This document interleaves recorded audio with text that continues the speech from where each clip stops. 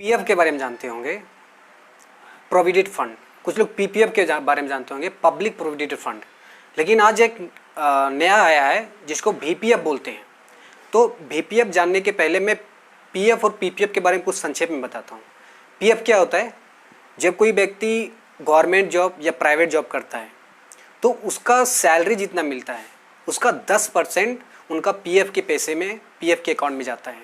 PF मतलब provident fund. जब वो व्यक्ति 60 साल, एक मतलब रिटायरमेंट के एज में आ जाता है, तो वो पीएफ में जितने पैसे कटे होते हैं वो पैसे उनको 60 साल के टाइम में वो मिल जाता है। मतलब कि अगर जो व्यक्ति प्राइवेट जॉब कर रहा है, 20,000 उसका सैलरी, उसका 10% 2,000 के हिसाब से उनका सैलरी में कट होता है। कट होने के बाद ये पीएफ अकाउंट में जाता है, प्रोविडेंट फंड अकाउंट में जाता है। तो वो पैसे क्या होता है कि डायरेक्टली 8% के इंटरेस्ट पे उसको हर पर एनम 8% के इंटरेस्ट पे मिलता है, और वो इंटरेस्ट वही अकाउंट में रहता है, पीएफ अकाउंट के में रहता है। ठीक है।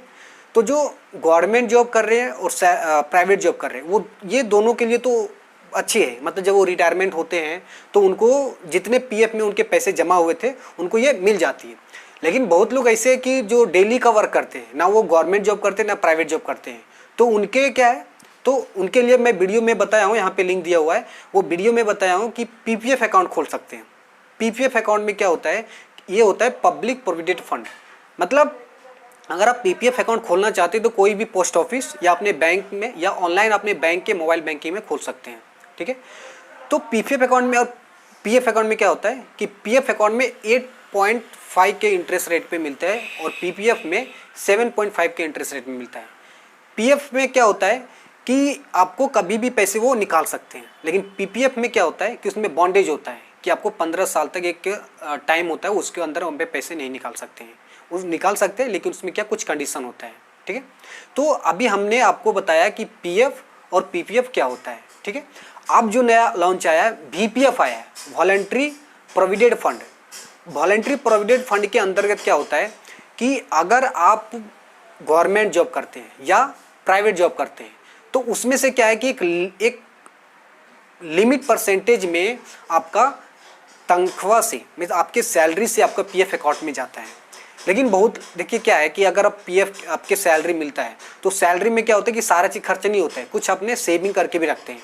तो सेविंग करते में क्या, एक सेविंग अकाउंट में रखने से क्या होता है कि आपको पर एनम 3% के इंटरेस्ट पे आपको वो ब्याज मिलता है।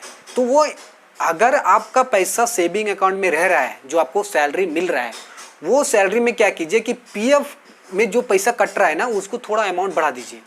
ठीक है। तो वो बढ़ाने के अंदर वीपीएफ के अंदर आता है, मतलब वॉलंटरी प्रोविडेंट फंड। मतलब आपको वॉलंटरी प्रोविडेंट फंड के अंदर आपको प्रॉफिट ये आपको पार्टिसिपेट करना है। तो उसमें क्या होगा कि आपको जहाँ से आपका सैलरी आता है, तो हर कंपनी का एक एचआर होता है और एक उनका अकाउंटेंट होते हैं। ठीक है।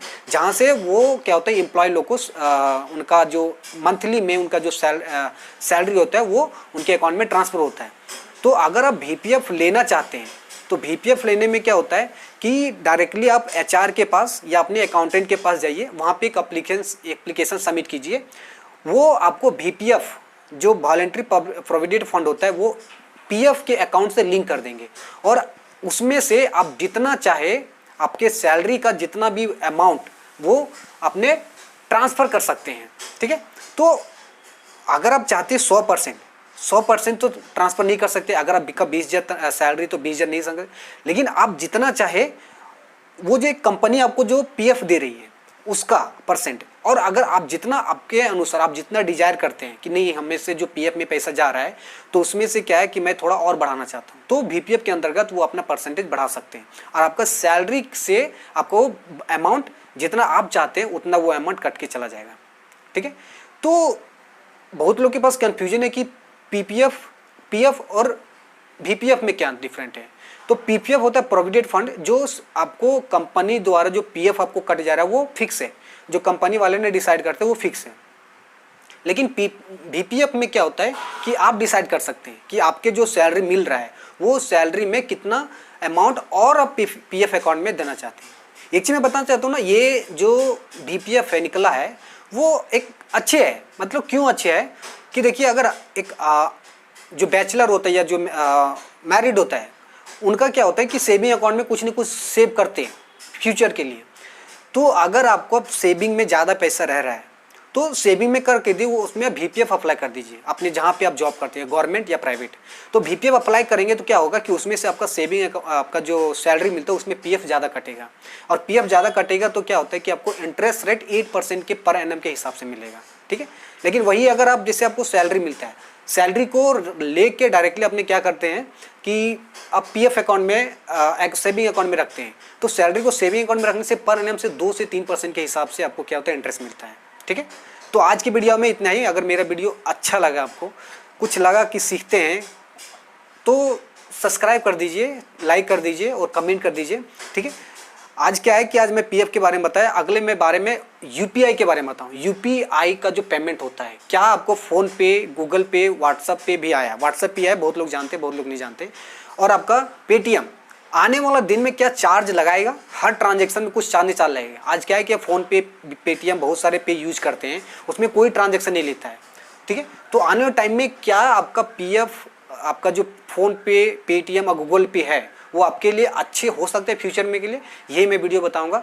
तब तक के लिए सही रहें, सलामत रहें, सुखी रहें, थोड़ा कोविड-19 का जो रूल है वो फॉलो करें और घर पे रहें। और मेरा जो चैनल